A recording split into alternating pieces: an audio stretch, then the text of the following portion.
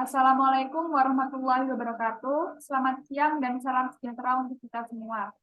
Kepada yang terhormat Ibu Dia Ramawati selaku dosen pengampu mata kuliah lingkungan bisnis kelas B. Di sini kami dari kelompok 5 akan mempresentasikan hasil diskusi kami mengenai kepemimpinan bab 16. Sebelumnya izinkan kami memperkenalkan diri.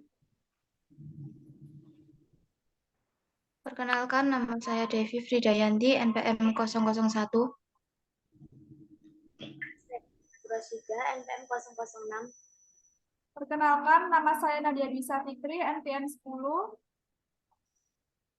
Perkenalkan, nama saya Nanda Kanisa, NPM 018. Perkenalkan, saya Febrile Yudhistira, NPM 020. Nama saya Dinda Windy, NPM 040. Perkenalkan, nama saya Batara Ekenberg, NPM 286. Baik, materi yang pertama akan dijelaskan oleh rekan saya. Ya, yang pertama yaitu hakikat kepemimpinan. Dari semua pemikiran dan tulisan mengenai kepemimpinan, ada 3 aspek yang menonjol, yaitu manusia, pengaruh, dan tujuan.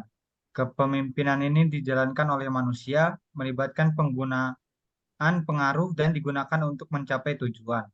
Pengaruh berarti bahwa hubungan antara manusia tidak terjadi secara pasif. Oleh karena itu, kepemimpinan didefinisikan sebagai kemampuan untuk memengaruhi orang lain guna mencapai tujuan organisasi. Yang kedua yaitu kepemimpinan masa kini. Pengaruh pentingnya terhadap gaya kepemimpinan selama beberapa tahun terakhir adalah yaitu penuhnya pergolakan dan ketidakpastian. Teknologi, kondisi ekonomi, kondisi tenaga kerja, serta nilai-nilai sosial dan budaya sepanjang masa, semuanya memainkan peranan. Hal menarik tentang kepemimpinan masa kini adalah pendekatan posteroid yang mengutamakan tindakan-tindakan subtil, tidak kasat mata, dan sering tanpa pamrih dilakukan setiap hari oleh para pemimpin. Bukan prestasi hebat bahwa para pahlawan bisnis keamanan. Kerendahan hati atau humility berarti bersikap rendah hati dan tidak berpura-pura. Dan selanjutnya yaitu ada kepemimpinan tingkat 5. Terdapat hierarki tingkat 5, yaitu tingkat pertama individu berkemampuan tinggi, tingkat kedua anggota tim aktif, tingkat ketiga manajer yang andal, tingkat keempat pemimpin yang efektif, dan tingkat yang kelima eksekutif tingkat 5. Dan selanjutnya ada kepemimpinan interaktif atau interactive leadership. Merupakan gaya kepemimpinan yang menciri-cirikan nilai-nilai yang bersikap rendah hati, merangkul semua orang, membina hubungan, dan memiliki rasa peduli. Dan juga dari manajemen kepemimpinan, yaitu terdapat kualitas pemimpin dan kualitas manajer. Pada kualitas pemimpin yaitu memiliki visioner, bergairah, kreatif, fleksibel, menginspirasi, inovatif, berani, imajinatif, eksperimental, memulai perubahan, dan kekuatan pribadi. Juga pada kualitas manajer terdapat rasional, siap berbagi saran, gigih, pemecah masalah, teguh, analitis, terstruktur, waspada, berwibawa, menstabilkan, dan memiliki kekuatan dalam posisinya. Jadi kualitas pemimpin dan kualitas manajer ini saling melengkapi satu sama lain.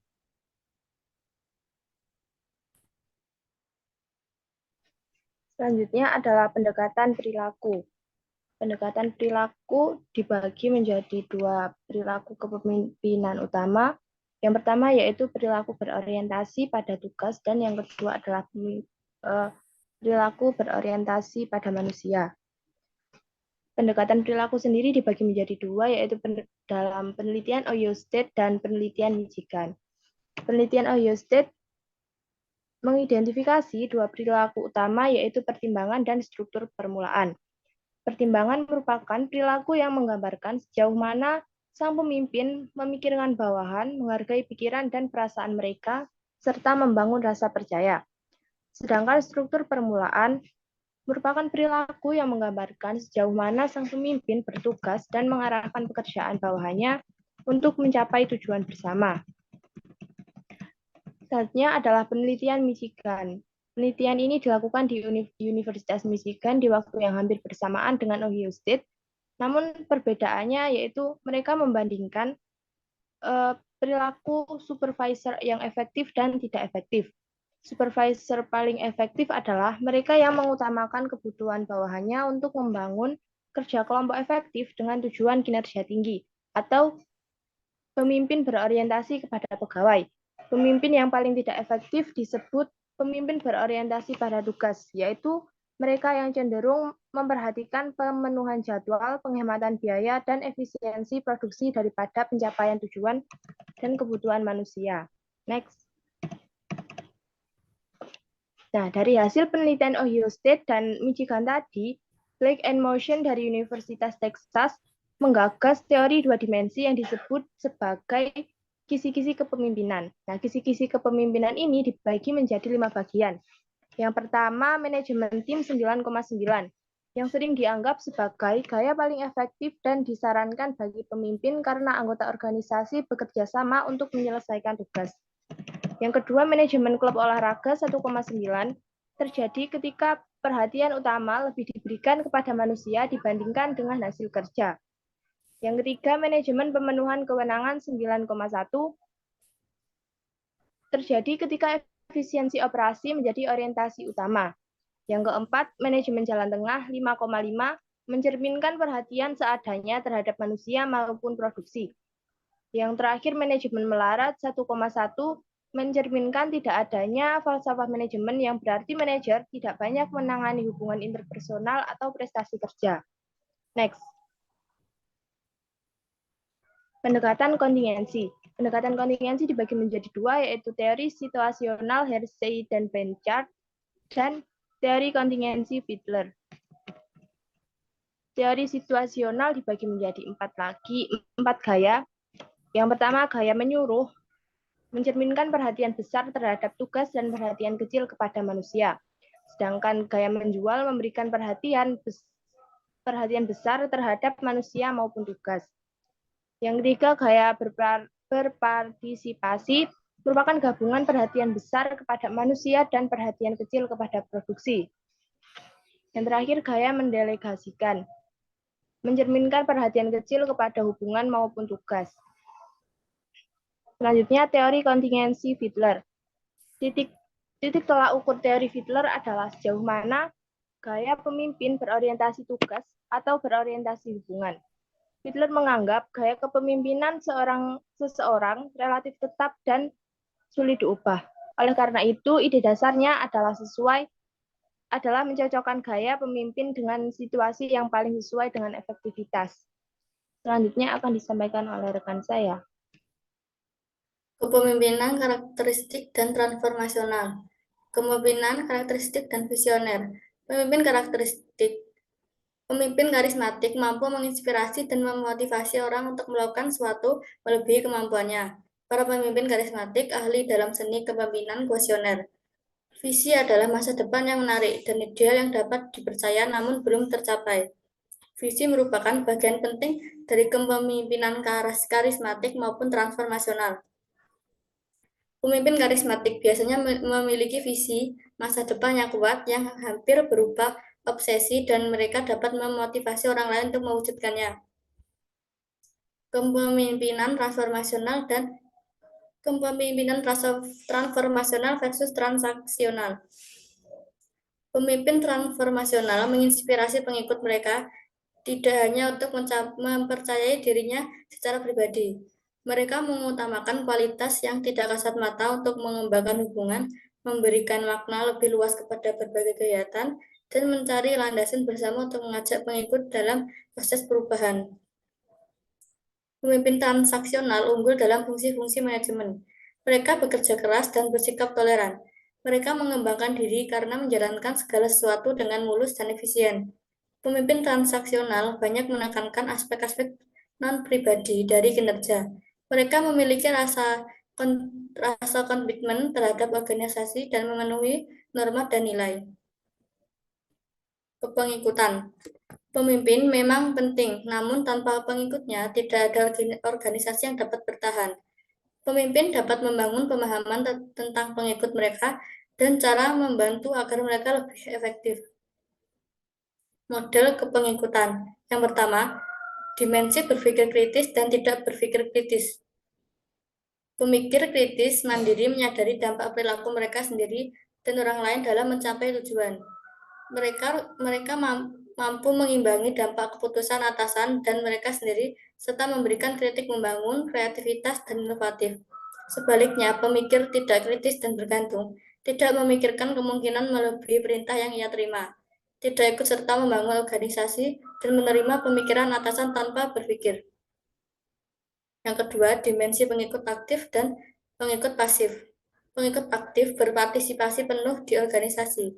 Mereka melebihi pekerjaannya, menunjukkan rasa kepemilikan, dan melopori pemecahan masalah dan pengambilan keputusan. Sebaliknya, ciri pengikut pasif adalah selalu butuh pengawasan dan dorongan dari atasan.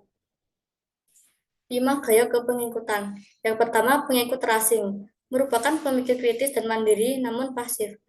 Pengikut terasing kebanyakan pengikut efektif yang telah mengalami hambatan dan rintangan.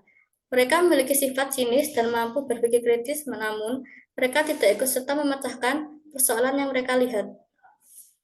Yang kedua, konformis. Berpartisipasi aktif dalam hubungan dengan atasannya, namun tidak menggunakan keahlian berpikir kritis. Konformis biasanya menjalankan semua perintah tanpa bertanya. Konformis berpartisipasi dengan sadar, namun tanpa memikirkan dampak perintah yang ia terima, meskipun beresiko berbahaya. Yang ketiga, orang bertahan pragmatis. Memiliki semua sifat, tergantung gaya mana yang cocok di setiap situasi. Orang seperti ini menggunakan gaya apa saja yang paling sesuai dengan posisinya. Pragmatis sering muncul ketika organisasi mengalami masa sulit. Yang keempat, pengikut pasif. Tidak menunjukkan berpikir kritis dan mandiri, maupun berpartisipasi aktif. Orang-orang ini tidak menunjukkan inisiatif maupun rasa tanggung jawab. Kegiatan mereka terbatas pada apa yang diminta kepada mereka. Mereka mengerjakan segala sesuatu hanya ketika banyak diawasi. Yang terakhir, pengikut efektif. Merupakan kritis dan mandiri, sekaligus aktif dalam organisasi. Pengikut efektif memperlakukan sama kepada semua orang. Mereka membangun hubungan sepatutnya dengan atasan mereka. Materi selanjutnya disampaikan oleh teman saya.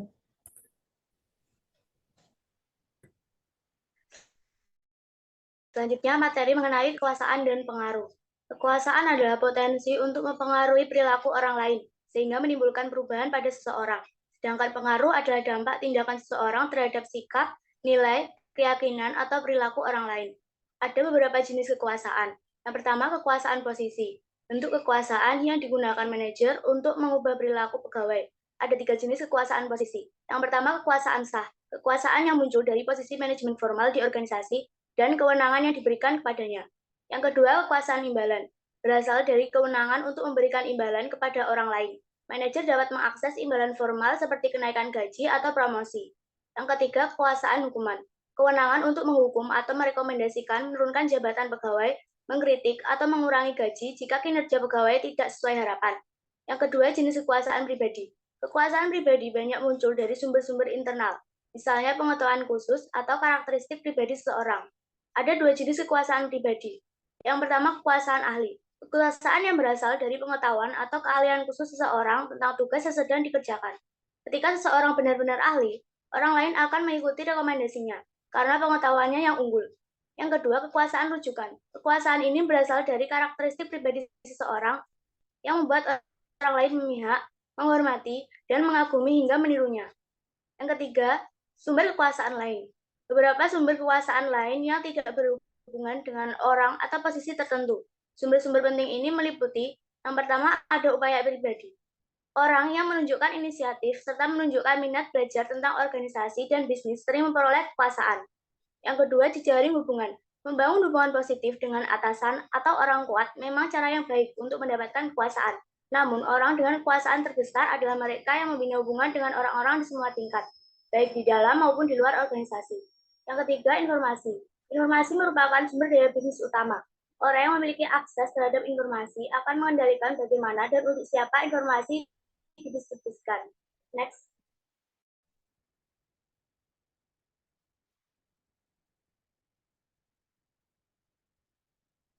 Taktik pengaruh interpersonal. Terdapat 7 prinsip dalam memberikan pengaruh. Yang pertama, gunakan persuasi yang rasional. Strategi memberikan pengaruh yang paling banyak yaitu menggunakan fakta, data, dan argumen logis untuk membujuk orang lain agar menyetujui kesesuaian ide, permintaan, atau keputusan yang ditawarkan. Yang kedua, membuat orang lain menyukai Anda.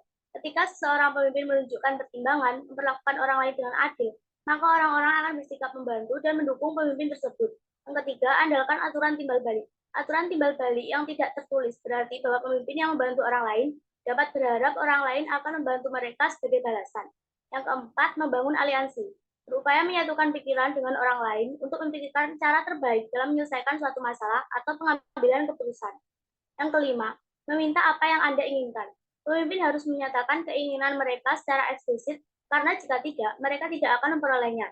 Yang keenam, memanfaatkan kewenangan yang lebih tinggi. Kunci keberhasilan dalam menggunakan kewenangan formal adalah dengan memiliki pengetahuan, kredibilitas, dan amanah. Yang ketujuh, berikan imbalan atas perilaku yang Anda inginkan. Pemimpin juga dapat menggunakan imbalan dan hukuman organisasi untuk mempengaruhi perilaku orang lain. Next. Selanjutnya, materi mengenai kepemimpinan sebagai pelayanan. Terdapat 2 karakteristik kepemimpinan yang dapat digunakan oleh pemimpin di segala situasi untuk membuat perubahan positif. Yang pertama, kepemimpinan abadi. Pemimpin abadi adalah pemimpin yang bekerja untuk memenuhi tujuan dan kebutuhan bawahan mereka, dan mewujudkan tujuan atau misi lebih besar dari organisasi mereka. Pemimpin abadi melampaui kepentingan diri mereka sendiri untuk melayani orang lain. Mereka bekerja pada 2 tingkat, yaitu untuk pemenuhan tujuan dan kebutuhan bawahan, dan perwujudan tujuan dan misi yang lebih besar dari organisasi. Pemimpin abadi banyak bekerja di organisasi non-profit karena memberikan cara alamiah untuk menerapkan dorongan kepemimpinan dan keahlian untuk melayani orang lain. Yang kedua, kepemimpinan moral. Kepemimpinan moral harus melakukan hal yang benar dengan memperlihatkan perilaku adil, jujur, baik, dan patut dalam melaksanakan kepemimpinan. Jelas bahwa kepemimpinan moral memerlukan keberanian, yaitu kemampuan untuk menghadapi rasa takut dan bertindak menurut nilai-nilai dan nurani. Kepemimpinan moral terkait dengan membedakan yang benar dari yang salah dan memilih melakukan hal yang benar dalam melakukan kepemimpinan. Sekian materi presentasi mengenai bab kepemimpinan. Baik, di sini saya akan menjelaskan materi selanjutnya, yaitu bab 17 mengenai motivasi pegawai.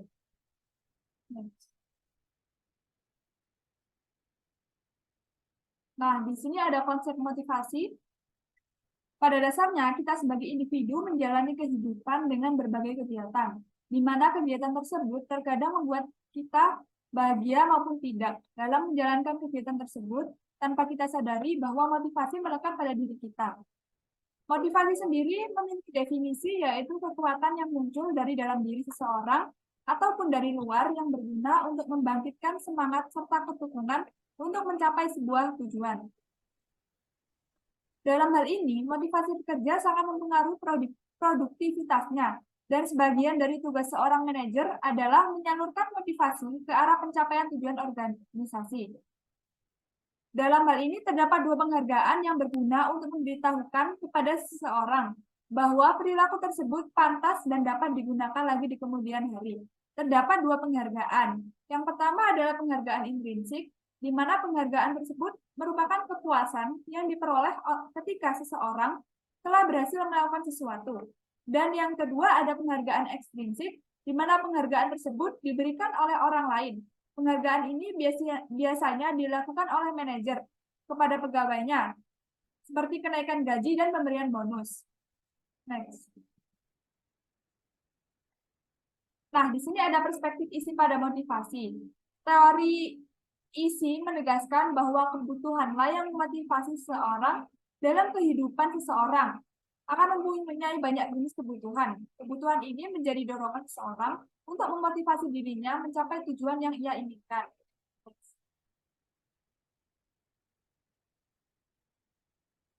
Nah, di sini ada hierarki kebutuhan.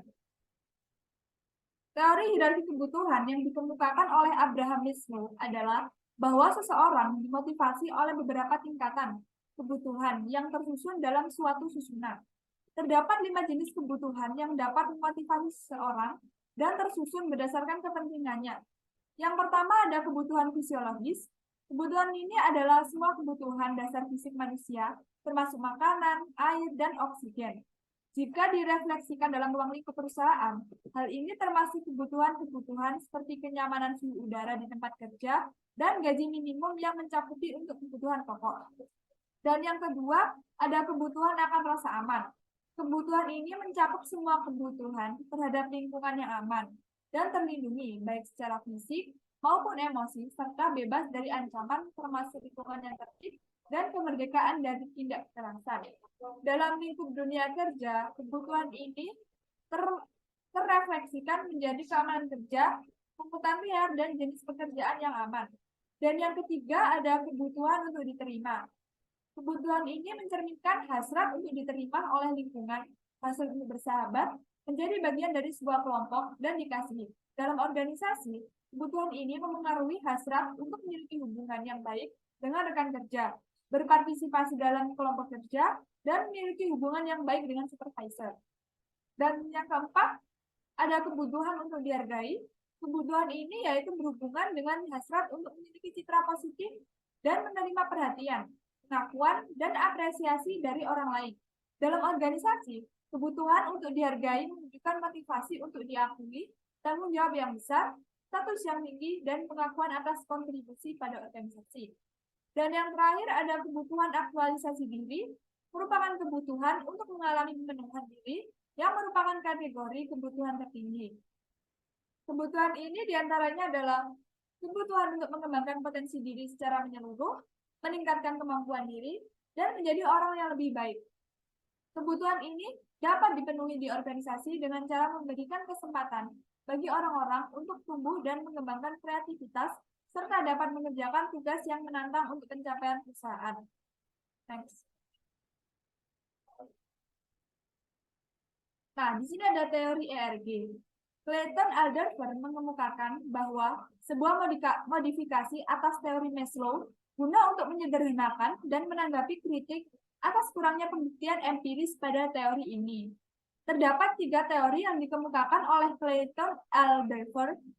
Yang pertama ada kebutuhan eksistensi, di mana kebutuhan tersebut adalah kebutuhan akan kebahagiaan lahir. Dan yang kedua ada kebutuhan keterikatan, di mana kebutuhan tersebut adalah kebutuhan akan hubungan yang baik dengan orang lain. Dan yang terakhir ada kebutuhan pertumbuhan, di mana kebutuhan ini berfokus pada pengembangan potensi manusia dan keinginan untuk pertumbuhan pribadi dan peningkatan kompetensi. Pada dasarnya, teori kebutuhan ini dikemukakan oleh 2 ahli itu memiliki kemiripan, akan tetapi Alderfer mengurangi jumlah kategori kebutuhan menjadi 3 dan mengemukakan bahwa pergerakan naik dari hierarki ini lebih rumit dengan menggambarkan yang dinamakan prinsip kegagalan, di mana beranggapan bahwa kegagalan pada pemenuhan kebutuhan yang tinggi dapat memicu kemunduran pada kebutuhan tingkat rendah yang sebelumnya sudah terpenuhi. Oleh karena itu, pegawai yang tidak dapat memenuhi kebutuhan akan pertumbuhan pribadinya dapat mengarahkan kembali usahanya pada kebutuhan yang lebih rendah dan mengarahkan kembali usahanya pada usaha untuk mendapatkan uang yang lebih banyak. Next. Nah, ini ada pendekatan 2 faktor pada motivasi. Setelah Herabeck melakukan penelitian, ia mengemukakan bahwa karakteristik bekerja yang ada hubungannya dengan ketidakpuasan sedikit berbeda dengan karakteristik bekerja yang ada hubungannya dengan kepuasan, yang menyarankan gagasan bahwa ada 2 faktor yang mempengaruhi motivasi kerja. Terdapat 2 faktor, yaitu faktor kesehatan dan faktor motivator. Faktor kesehatan di sini merupakan faktor yang sangat mempengaruhi kinerja pegawainya, karena jika pegawai memiliki kesehatan yang kurang, maka akan melakukan pekerjaan yang tidak sesuai dan akan memunculkan ketidakpuasan terhadap kinerja yang ia lakukan. Dan yang kedua ada faktor motivator, di mana faktor ini sangat mempengaruhi kinerja seorang pegawai. Ketika tidak ada motivator dalam bekerja, maka pegawai akan berada dalam posisi netral terhadap pekerjaan yang mereka lakukan. Namun, ketika terdapat motivator dalam bekerja, maka mereka akan sangat termotivasi dan terpuaskan. Oleh karena itu, perusahaan diharapkan memiliki motivator yang baik dan dapat memotivasi para pegawainya agar para pegawai dapat bekerja dengan baik dan terpuaskan. Next. Di sini terdapat 3 jenis kebutuhan yang diperoleh. Teori kebutuhan ini dikembangkan oleh David M.C. Cleland yang mengemukakan bahwa beberapa jenis kebutuhan tertentu diperoleh seseorang selama perjalanan hidupnya. Dengan kata lain, orang tidak dilahirkan dengan kebutuhan ini, tetapi mungkin mendapatkannya melalui pengalaman hidupnya. Terdapat 3 jenis kebutuhan, yaitu kebutuhan akan prestasi, di mana kebutuhan ini merupakan keinginan untuk menyelesaikan sesuatu yang menggapai kesuksesan standar tinggi. Dan yang kedua ada kebutuhan akan afiliasi, di mana kebutuhan ini merupakan keinginan untuk membentuk hubungan personal yang akrab dan menghindari konflik sehingga dapat membentuk pertemanan yang hangat. Dan yang terakhir ada kebutuhan akan kekuasaan, di mana kebutuhan ini merupakan keinginan untuk mempengaruhi atau mengatur orang lain, bertanggung jawab untuk orang lain, dan memiliki otoritas atas orang lain. Materi yang selanjutnya akan dipaparkan oleh rekan saya.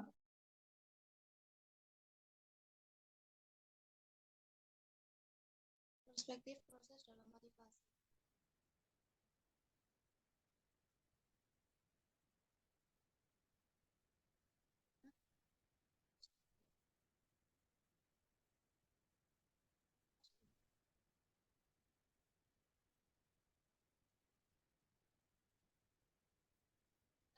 Proses dalam motivasi. Teori-teori proses menjelaskan bagaimana orang memilih tindakan-tindakan untuk memenuhi kebutuhan mereka dan menentukan apakah pilihan mereka merupakan pilihan yang berhasil. Perspektif penting dalam hal ini mencakup yang pertama ada perumusan target. Dari perumusan target yang dikemukakan oleh Edwin Locke dan Gary Latham menyatakan bahwa manajer dapat menaikkan motivasi dan mempertinggi prestasi dengan cara merumuskan target yang spesifik dan menantang. Komponen utama dalam teori perumusan target mencakup hal berikut. Pertama, ada kespesifikan target. Merujuk kepada ukuran di mana target adalah target yang konkret dan tidak ambigu. Target yang kurang jelas dan spesifik akan menjadi penyebab utama kegagalan rencana pemberian insentif atas prestasi kerja di banyak organisasi. Yang kedua ada tingkat kesulitan target. Target yang sulit akan lebih memotivasi dibanding target yang mudah. Target yang sangat ambisius tapi mungkin untuk dicapai menuntut orang untuk mengerahkan kemampuan mereka dan mendasari adanya perasaan yang hebat akan ketercapaian dan keefektifan pribadi. Ketiga, penerimaan target. Penerimaan target berarti bahwa pegawai harus membeli target dan berkomitmen pada target tersebut. Kemudian yang terakhir, komponen umpan balik. Orang mendapat informasi tentang seberapa baik usaha yang telah mereka lakukan dalam kemajuan proses menuju pencapaian target. Yang kedua ada teori kesetaraan. Teori kesetaraan berfokus pada persepsi individu akan seberapa adil mereka diperlakukan dibandingkan dengan yang lain. Teori ini dikembangkan oleh J. Stacey Adams menyatakan bahwa orang termotivasi untuk mencari keadilan sosial dalam penghargaan yang mereka harapkan atas prestasi yang mereka raih. Menurut teori ini, jika pegawai merasa kompensasi yang mereka terima sama dengan yang lain untuk kontribusi yang hampir sama, mereka akan percaya bahwa mereka diperlakukan dengan adil dan pantas. Metode yang paling umum digunakan untuk mengurangi ketidakadilan yang diterima adalah sebagai berikut. 1. Mengubah daya kerja. Mereka yang percaya bahwa diberi upah yang tidak layak mungkin akan mengurangi daya kerja mereka atau meningkatkan ketidakhadiran. Yang kedua, mengubah hasil. Pegawai yang dibayar rendah mungkin akan meminta kenaikan gaji atau sebuah ruang kerja yang lebih besar. 3. Mengubah persepsi. Pegawai dapat mengubah persepsi mereka akan keadilan jika mereka tidak mampu mengubah masukan atau hasil. Terakhir, meninggalkan pekerjaan. Pekerjaan yang merasa diperlakukan tidak adil mungkin akan memilih meninggalkan pekerjaan mereka daripada mereka harus mengalami ketidakadilan seperti dibayar rendah. Next.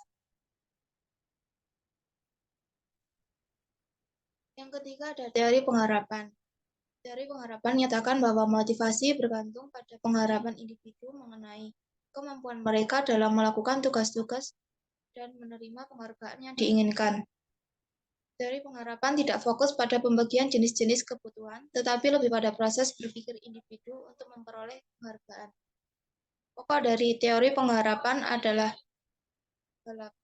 harapan dari hubungan antara usaha, prestasi, dan nilai hasil bagi individu.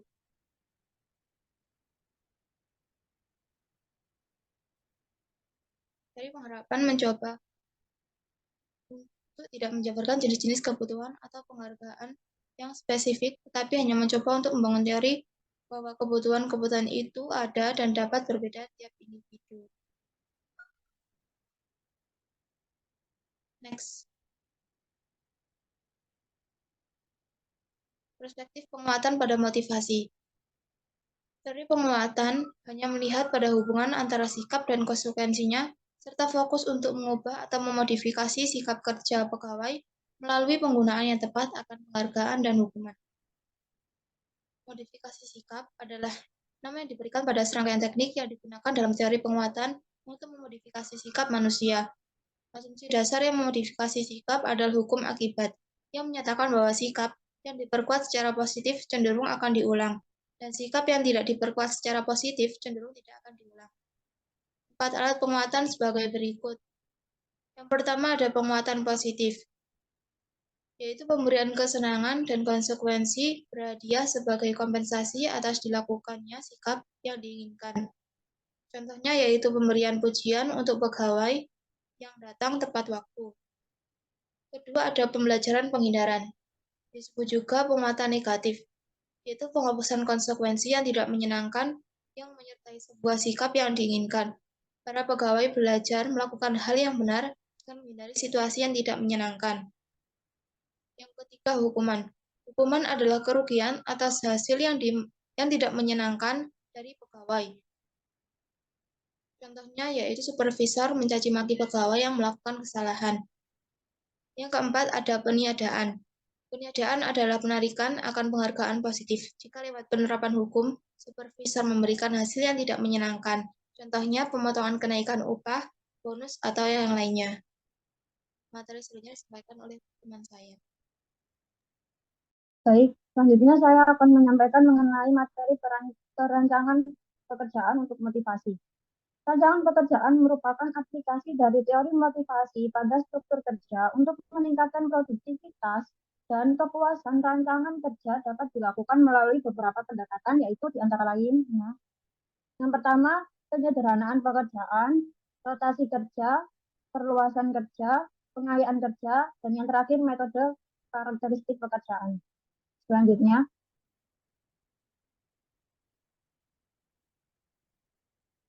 di sini saya akan membahas dari 5 rancangan pendekatan-pendekatan yang di atas.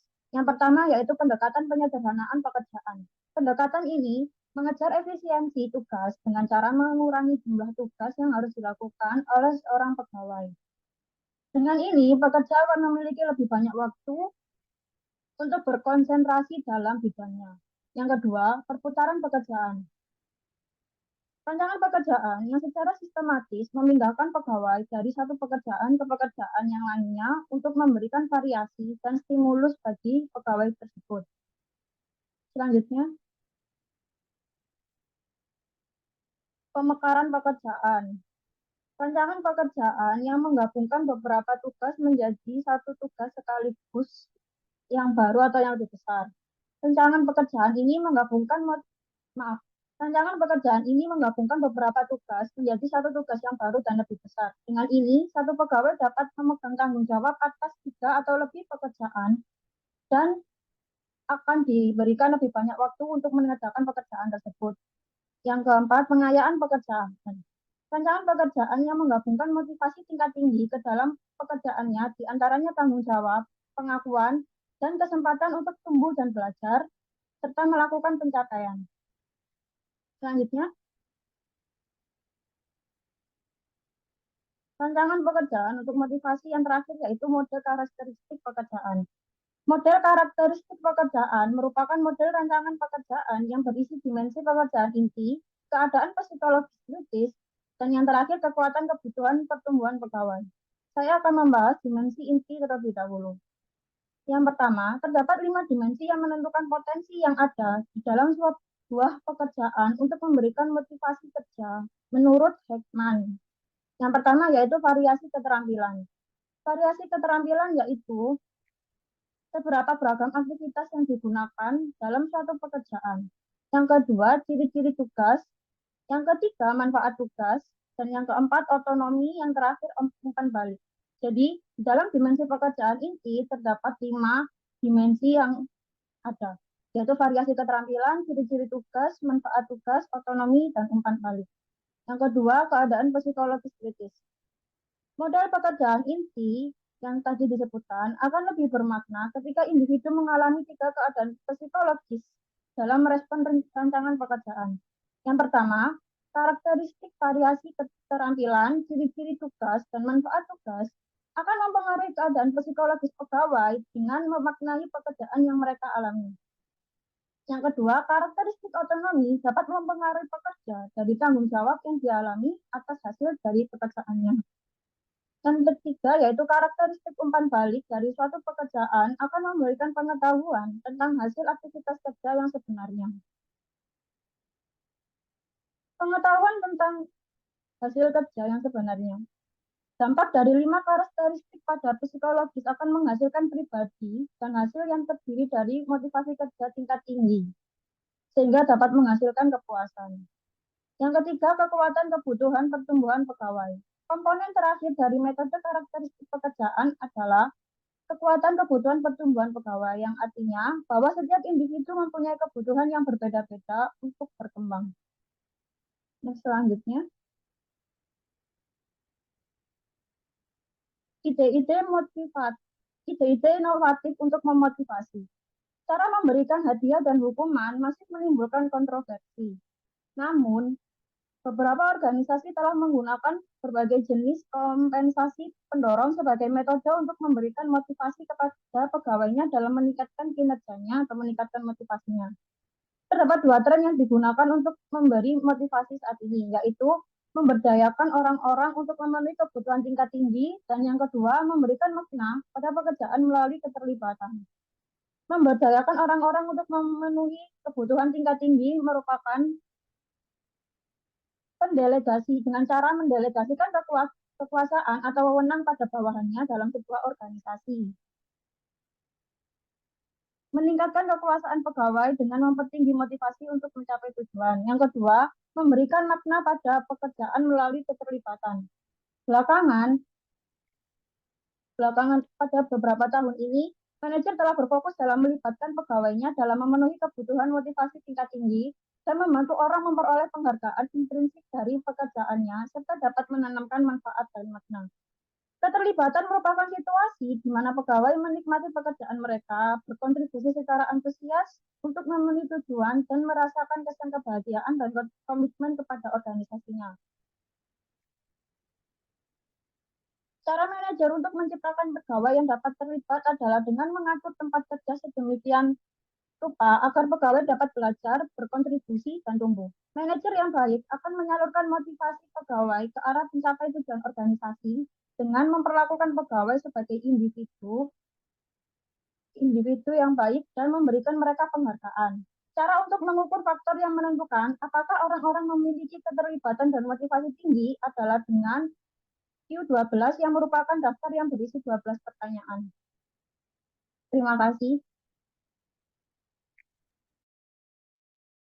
Baik, sekian presentasi dari kelompok kami. Apabila terdapat kesalahan kata, mohon dimaafkan. Wassalamualaikum warahmatullahi wabarakatuh.